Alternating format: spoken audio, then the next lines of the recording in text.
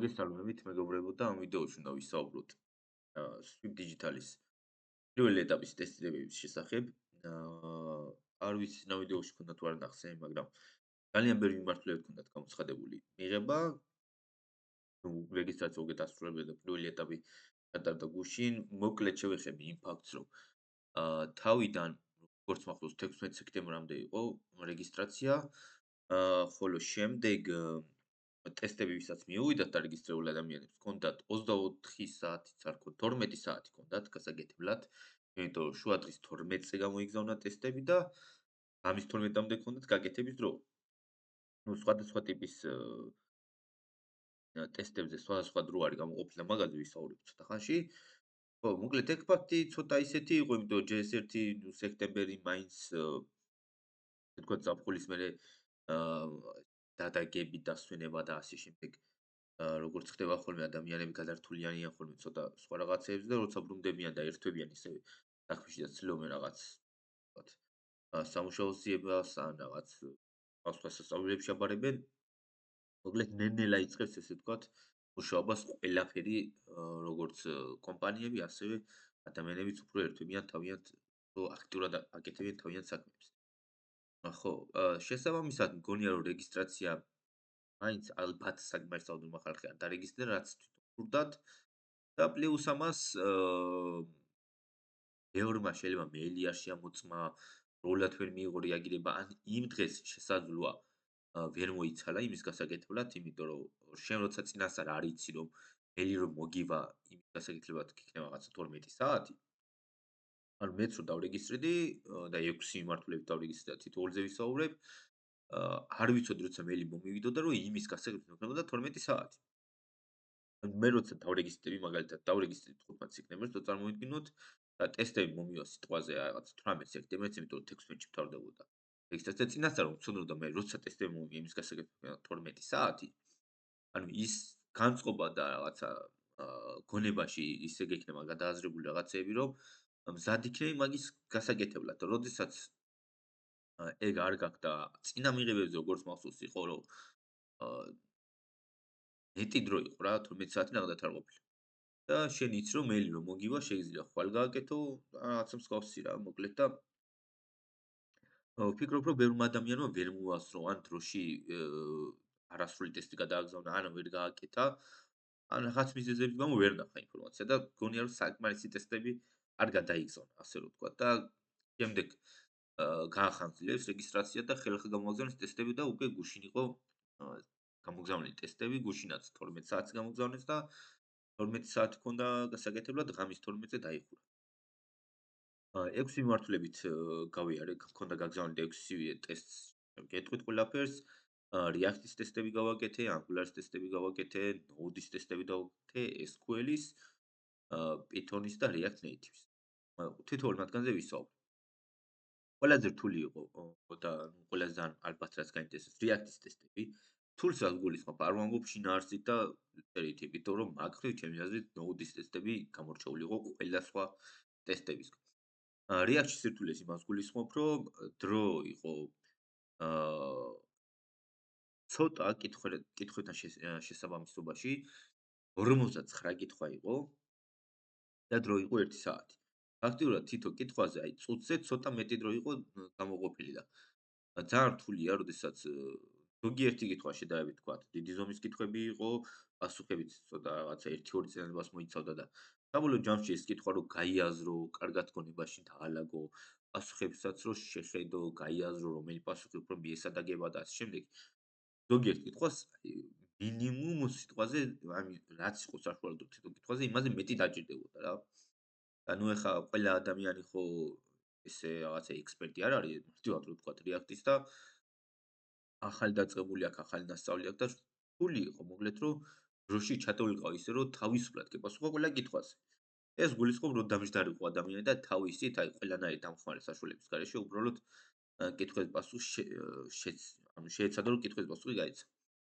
ხო, მოკლედ დროის მხრივ ძალიან შეზღუდული იყო React-ის ტესტი. კითხვებს რაც შეეხება ნუ წინა მიღებებზე როგორც იყო ხოლმე მსგავსი ტიპის კითხვები იყო, საორდო პასუხებით იყო ყველა კითხვა, არც ერთი არ იყო რაღაც ჩასაწერი ან რაღაცა წინადადება უნდა დაგეცეთ თან რაღაც საوارდო პასუხი. თქვენ თუ უნდა დაგეცეთ პასუხი და საوارდო პასუხები ვარ ქონდა. ერთი-ორი კითხვა იყო ადრე ხოლმე მსგავსი, მაგრამ ნუ ეხლა არაფერი არ ყოფილა ეგეთი. თუ შემოსახած კითხვები იყო, ზოგიერთი კითხვა იყო ძალიან ცოტა, რომელიც ბევრი პასუხი შეიძლებოდა გაგეცათ ერთდროულად, ანუ რამდენიმე ორი. და რა თქმა უნდა, ეგ უფრო ცოტა რთული არის ვიდრე ჩვეულებრივი, იმიტომ რომ როცა იცი რომ ერთი პასუხი არის სწორი, კონკრეტული სარჩევა უფრო მარტივია ვიდრე 4 და 5 პასუხიდან რამდენიმე არჩიო, რომელია სწორი. კითხვის არ შეეხება იყო React-თან დაკავშირებითაც, იყო JavaScript-თან დაკავშირებითაც, ანუ ზოგადი კითხვები. React-დან ძირითადად იყო ხოლმე აი ჰუკებთან დაკავშირებული კითხვები, იყო რამდენიმე კითხვა ასევე კოდის მონაკვეთი იყო და თქვათ რა დაკონსოლდება, ან რა თანმიმდევრობით დაკონსოლდება მსგავს რაღაცები JavaScript-დანაც რაღაც განსაკუთრებული ესეთი კითხვა არაფერი არ იყო რა, ესე რომ თქვა რომ აი შანსი არა პასუხი გაგეცა. უმეტესად კითხვები იყო ისეთი, რომ აი რო დაფიქრებულიყავი გაგეანალიზებინა და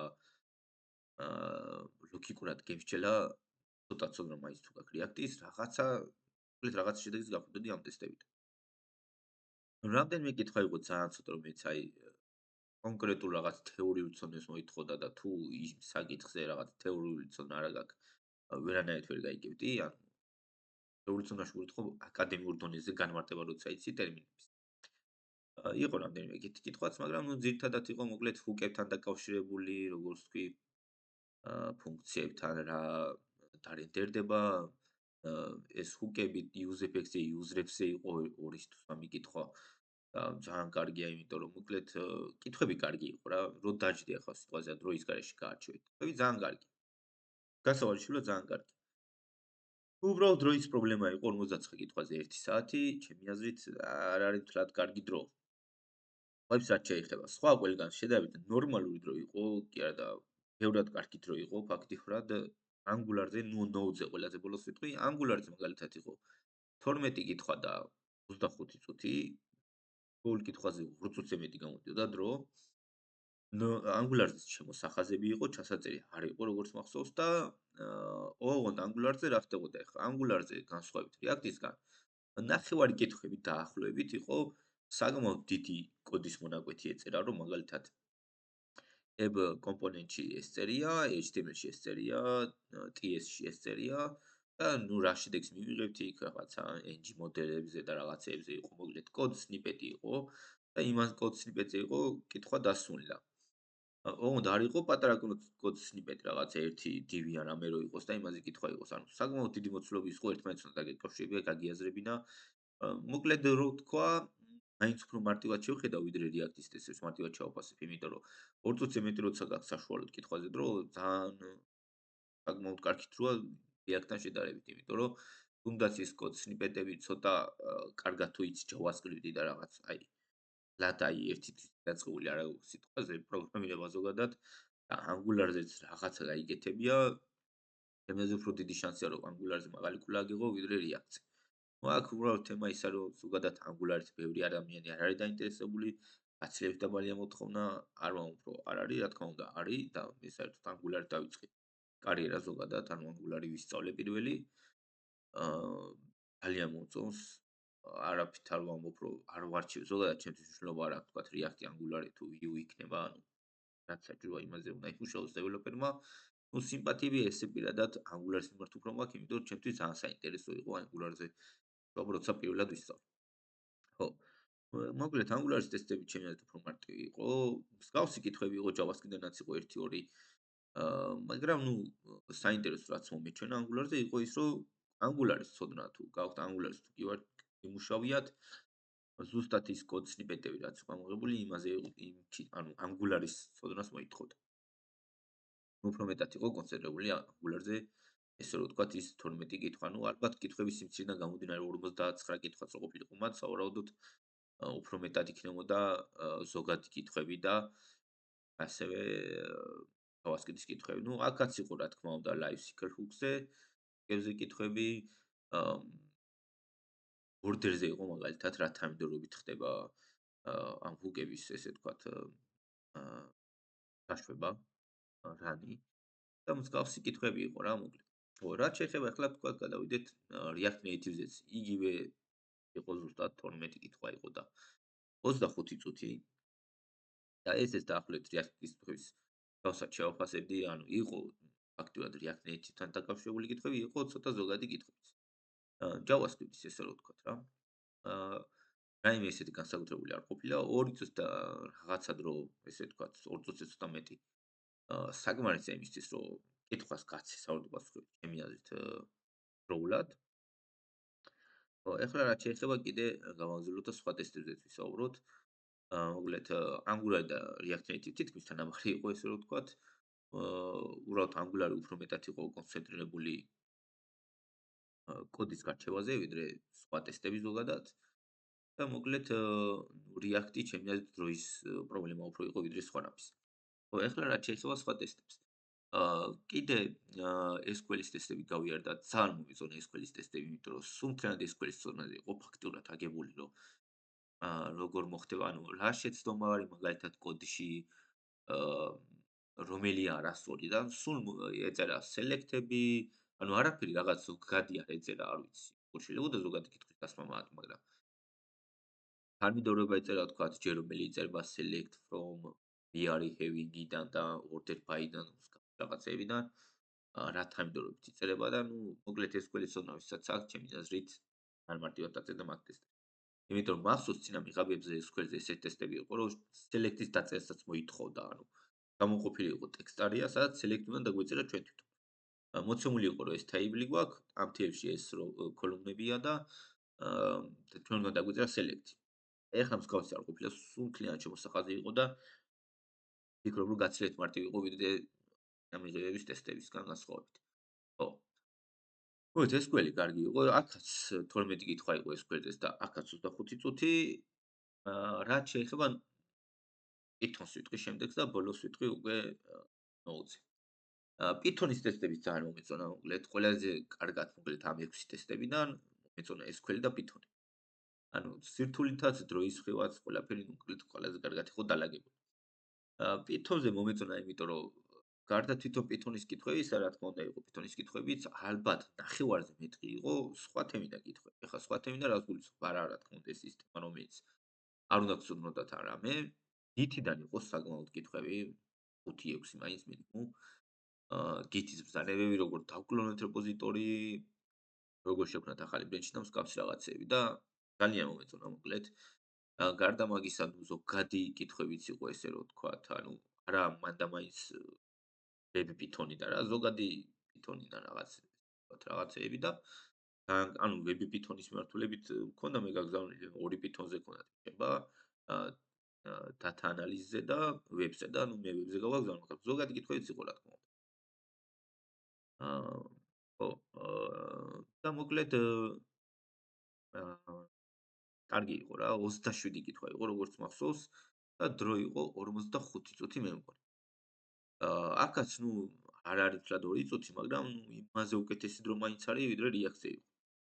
საშუალოდ რომ ჩავთვალოთ რა თითქმის წუთს ნახევარზე ცოტა მეტი გამოდის მე მგონი. ხო, შესაბამისად მგონია რომ ძალიან კარგი იყო. მომეწონა მეთოდაც სიამოვნებით ვავსვედი კითხვებზე და პასუხს ვცემდი, უკვე იმდენი ტესტი მქონდა გაკეთებული. დიდად აღარ დავეძებდი იქ სწორს და არასწორს. უბრალოდ რო ვკითხულობდი, მომწონდა რა. ანუ Python-ის ტესტი გავაკეთე, მანამდე 4 ტესტი მქონდა უკვე გაკეთებული მე მგონი. ან ბოლო გავაკეთე Python-ის ზუსტად არ მახსოვს რა. ბოლო ან ბოლოს წინა და საკმაოდ ტესტები მქონდა უკვე გაკეთებული და დროშიც 12 მოდიოდა და შეიძლება დახურულიყო და ყველა კითხვა განმანახა და მენახა და სწრაფწავოდ ვცემდი პასუხის, მაგრამ კითხვებს ვიმახსოვრებდი, რომ მე თქვენთვის ჩემი მოსაზრება განგვეხილა ვიდეოში. ხო, მოკლედ Python-ი ძალიან მომეწონა, ზოგადი კითხვებიც იყო, Git-იდან იყო საკმაოდ რადომის კითხვები და რა, ანუ გამიგვირდა, იმიტომ რომ არც ერთ სხვა იმაზე არ იყო ამ 6 ტესტიდან Git-ზე, იმიტომ რომ Git-ი რაზეც არ უნდა მოშორდო, ყველა გჭირდება. მომეწონა მოკლედ Git-იგნორის ფაილი რასთვის არის საჭირო და მსგავს რაღაცები. Docker-ზე იყო კიდე რამდენი კითხვა, რომელიც ხედავთ იმისა, რომ Docker-თან მეთოდ შეხება არ მქონია ესე და არ გამომიყენებია ვიცი დანიშნულება და გამოყენების არსი რაც არის და ესე ვთქვათ, კითხვებზე გავეცი პასუხი და არ იყო ისეთი რთული კითხვები, რომ აი როგორ უნდა მოხდეს ან რა მოხდეს. Docker ფაილზე იყო ერთი კითხვა და მეორე მე მგონი რას აკეთებს ამ დანიშნულებაზე იყო კითხვა და მოკლედ ცოტა წარმოდგენა თუ გაქვს არ გულისხმობდა ეს რომ დოკერი ზება. გემუშავთო და წარმოდგენა თუ გაქვს რა არის დოკერი გაცემდი ბავშვი. აი რაც შეეხება ნოუდს. ნოუდის კითხვები იყო ყველაზე უცნაური და რატო იყო უცნაური? ნოუდზეც ასევე იყო 12 თუ 13 კითხვა, მგონი თუ 15 იყო. 15 კითხვა იყო და დრო იყო მგონი 30 წუთი. ზუსტად არ მახსოვს 25 ან 30 წუთი. ანუ არ აქვს მაგას მნიშვნელობა დროზე, იმიტომ რომ რაზეც მინდა რომ ვისაუბრო, აი ნოუდზე ყველაზე ნაკლებად დავიმახსოვრე ეს კითხვის რაოდენობა და დრო, იმიტომ რომ პარალელურად მიიქცია მთელი ჩემი ყურადღება. 15 კითხვა რაც იყო, არც ცეცზე არ იყო შემოსახაზი პასუხი. როგორი კითხვები იყო? მაგალითად, აი რა არის პრომის რეისი? პრომის წერტილი რეისი, მოკლედ ესეთი მეთოდი და კითხვის შიშის ანუ კითხვა რო ეწერა რა არის პრომის რეისი, ტექსტ არის აიღო და უნდა ჩაგვეწერა ჩვენ თვითონ პასუხი. რა არ მომეწონა აი ამაში რა. ჯერ ერთი ის რომ არ ვიცი ლინკზე გარკვევის წერია თუ არა ეს სტანდარტული ლინკი იყო, რადგან სხვა გაკეთებული ქონდა React-ის გადავედი. ვინც გააკეთეთ Node-ის ტესტები, დაწერეთ თქვენი მოსაზრება კომენტარებში თუ ხართ უყურეთ ესეთ ვიდეოს. ანუ რა არ მოწონს ის რომ ანუ ეგ პრობლემა არ არის თუ ეგეთი კითხვა არის. დაწერი 15 კითხვას, თუ ყველა კითხვაზე კითხვა მსგავსი იყო რომ ეწერა კითხვა და მე ტექსტარიაში უნდა დაგვეწერა ჩვენ თვითონ პასუხი. ანუ შემოსახაზი და ასარჩევი არ იყო ეს რა. შესაბამისად აი უცნაური იცით რა არის? კი, გასაგებია რომ მაგაზე პასუხის გაცემა უნდა შეგეძლოს და თან მიხედავთ იმისა რომ ახლა ინგლისურად კიდეც ხო წერა, ქართულად ხო ვერ დაწერა. იმ გრაფაში ანუ პრობლემას არ უნდა გქნიდეს იდეაში, მაგრამ ეხლა უყურეთ რა ხდება. წარმოვიდგინეთ, რომ ტესტისთვის ემზადები, არ იცი წინასწარ რომ მსგავსი ტიპის კითხვები იქნება. შენ გონია რომ აი გიგია მაინც ან ვიღაცა მეგობრებისგან, ასობისგან ვინც აქტი წერა, სხვა წერა, რომ საერთოდ პასუხობიანი კითხვებია და შენც ემზადები მსგავსი რაღაცისთვის.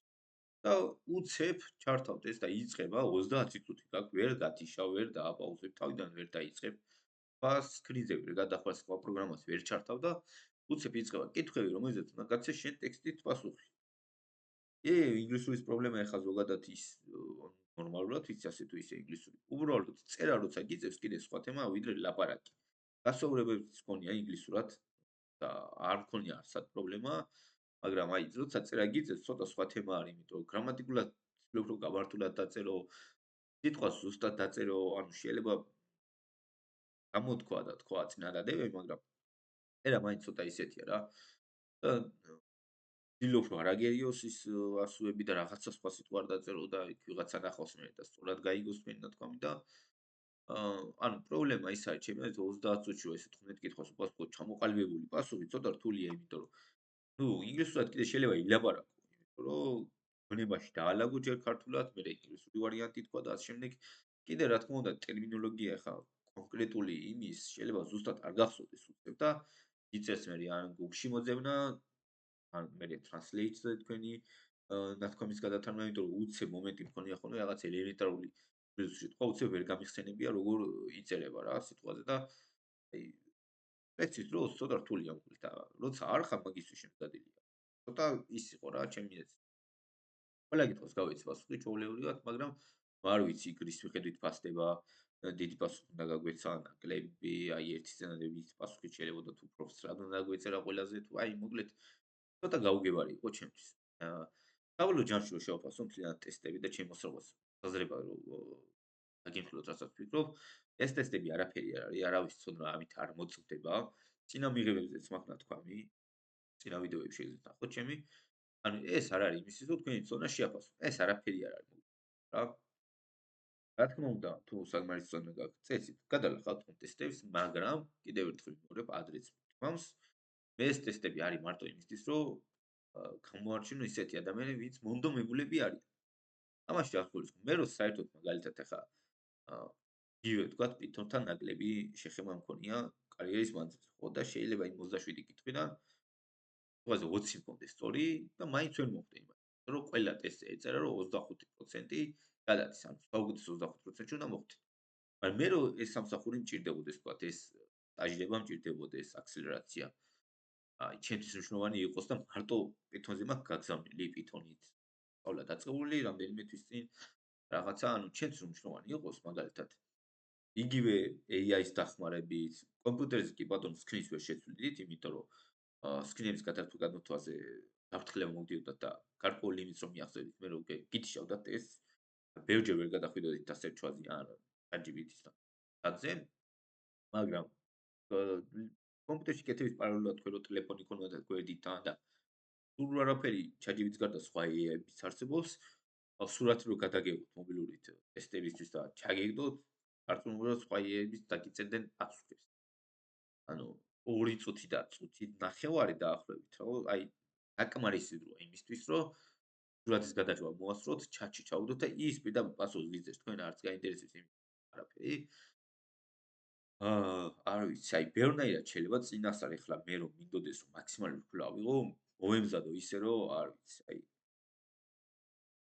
მოკლედ მონდომების თემა არის ამდენად სურთ შემდეგ ეტაპზე გადასვლა, ამდენად გინდათ, მოკლედ ყველანაირად შესაძლებელია რომ ეს ტესტები გადალახოთ თუ თქვენ სურვილი გექნებათ, რა თქმა უნდა. აა ხო, მეორე ანუ ამ რატო გულისხმობს? ხო, რეალურად ამას აფასებენ. თქვენ რამდენად მოდებული ხართ თუ რამდენად იწვალეთ იმ 40 წუთში და 30 წუთში აჩქარა-აჩქარა რომ ყველა კითხვა თქვათ ამოწმოთ, ან კითხოთ, ან შეიძლება ჯერ თქვენ გსურდეთ პასუხის გაცემა, ხო? ესე პირდაპირ არ იყოთ სურათი, მაგრამ თქვენ რო დაფიქრდებით და ეს არის სწორი პასუხი, გადამოწვევის მიზნით მაინც კითხოთ, ხო? და მოკლედ საბოლოო ჯამში რომ შევაჯამოთ, ჩემი აზრით ცოტა მონდომებული ადამიანი ამას გადალახავდა რა, ისე ვთქვათ, მაღალ ხულას აიღებდა. და მაგას აფასებენ რა, ვისაც დაეზარება სიტყვას და ესეთი იქნება შეხედულება, რომ მოდი გავაკეთებთ ახლა. თუ მოხდა, მოხდები თუ არა და ჯანდაბას. ეგეთი ტიპის ადამიანი დიდი ალბათობით ვერ გადავაშვენ ეგ ეტაპს. ხო, ახლა ეს რატო არის ჩემი აზრით, ანუ გამოხშირავენ ესეთ ადამიანებს და დარჩენიან მარტო ისეთებისაც მართლა სურს დაწყება და მნიშვნელოვანია მისთვის და მეორე ეტაპი მაინც უკვე ისეთია, ყველა გებაზე არ აქვს შობა რომ იქნება React-ი, Angular-ი, Python-ი, არის პრაქტიკული დავალება, მოვიდით დავალების ახსნა და უნდა დაწეროთ კოდი. რა თქმა უნდა, ამაზეც შეიძლება AI დაიხმაროთ რაღაცები აკეთოთ, მაგრამ ახლა ამ დავალების შესრულება გინდა მარტო და გინდა AI-ის დახმარებით, რაღაცა 10 წუთში და 20 წუთში ვერ მოხდება. ისეთ დავალებები მოდის ხოლმე. დავალების დროსაც განვიხილავთ, მე გამომიგზავნია თქვა გადავალ შემდეგ ეტაპებზე თუ შევეცდები სხვა ნაცნობებისგან ვიშოუ ან ვინმე გამომიგზავნის ამ ტესტებს, განვიხილოთ, ვიდეო სახით იყო შენახული. ამ მიღებებზე როცა 6 თვის მერე 1 წელიწადში მოვუწევთ სტუდენტებს მათთვის რომ შეძლებოთ ნახვა წინა მიღებაზე რა იყო, ყველა დავალებას განვიხილავ, აუცილებლად რომელზეც მივარდება ხელში. ხო მოკლედ ეს დავალებები ისეთია რომ თუ საკმარისად არა გაქვთ, თუნდაც ის AI-ის დახმარებით, იმიტომ რომ ნუ არ ამგონია მარტივი დავალება იყოს ესე პირობა ჩაუგდოთ და AI-ს დაგიწეროთ თავიდან ბოლომდე, ანუ ინტერაქციული უნდა იყოს. ეს კი თუ AI-ს დააწერით და ეს სწორი კითხვები უნდა დაუსვათ, რომ მაქსიმალურად კარგად და სწრაფად გახვიდეთ შედეგზე და მოკლედ ეს მარტივი არ არის საკითხი რა და ეს თემა მეორე ეტაპი და შესაბამისად ვფიქრობ, რომ აი პირველი ეტაპი მარტო იმისთვის არის, რომ ეს ისინი გამოხშინო რა და ტყვილა თვითონაც აღარ იწვალონ და ისინიც აღარ აწვალონ. ხო, ესე ვფიქრობ, ყოფილა ხოლმე მომენტები, რომ რაღაცა მიღებაზე React-ზე მაგალითად 90% აუღიათ ადამიანებს ვერ გადასულან, იმიტომ 92-დან თუ 3-დან იწყებოდა ის განასვლელი, იმიტომ რომ ყველა მოაზადებული, ყველა ესე ხვდებოდა ესე ვთქვათ და ყველა ცდილობდა რა. მაგრამ ის მერე შეცვალეს ის საიტი, რომელიც ტესტების გავლა ხდება და ეხლა სხვა საიტზე გავიარე ტესტები, ადრე სხვა საიტზე იყო და ცოტა შეცვლილია მექანიზმი, ანუ აქ ეწერა მაგალითად, რომ როდესაც მნიშვნელობა ჰქონდა და უბრალოდ რაღაც სწორი პასუხების რაოდენობას და ასე შემდეგ და მოკლედ საბოლოოდ ქულა რაც მოგენიჭებათ, ეს პროცენტით იქნება. რაღაც ციფრი იქნება, დაფუძნებული იქნება დროის მხრივაც, ანუ რამდენად სწრაფად შეასრულეთ დაასრულეთ ტესტი. მოკლედ საფრთხე დასრულება ალბათ გამორიცხული იყო თითქმის ყველა ტესტზე, იმიტომ რომ წუთი და წუთნახევარი და 2 წუთი. ფაზე არც ერთ-ერთი Python დავასრულეთ ცოტა ადრე, იმიტომ რომ ნახევარი კითხვები ალბათ ძალიან მიმართება ეს გიცე და რაღაცები და აი არ ვიცი. დენი პროექტი მაქვს ადვირთული GitHub-ზეც, ავი ჩემი GitHub-ი რო ნახოთ. სატესტო, სამსახურის, მოკლედ რეპოზიტორები ძალიან ბევრი არის რა. აა სამსახურში აზრით მუშაობ და ანუ იმდენჯერ მაქვს, რა თქმა უნდა, პრაივეტებიც არის და თქვენ როცა ინახავთ და ჩემთან ჩანს, მაგრამ ვერ შევდივარ, მაგრამ 100-ზე მეტი მაქვს პარტნიორული რეპოზიტორები, საერთოდ რომელზედაც მიმუშავია და წარმოვიდგინეთ ახლა ამდენჯერ, როდესაც აა სტუდენტებს უხსნით ხოლმე, ანუ ვასწავლი და მისდევს აა მასე ვარჯიში ხოლმე რომ კარგად ძალიან ბევრჯერ მაქვს ეს გითის ბრძანებები, ყველანაირის თითქმის გამოყენებული და უფრო კარგად ვიცი მე მგონი ვიდრე React-ი. მოგლეთ Python-ი შედარებით მიმართება და ყველაზე ადრე 10 წუთით ადრე გავაგზავნე მგონი თუ სწორად მახსოვს. მოგლეთ სულ ეს იყო, ყველას წარმატებას გისურვებთ, თქვენი აზრი თუ რაიმის თქმა გინდათ დააფიქსირეთ კომენტარებში, თუ რას ფიქრობთ ტესტებზე და ზოგადად გავს რაღაცებზე, ზოგადადაც თუ შეფასება. მადლობა ყურადღებისათვის, დროებით.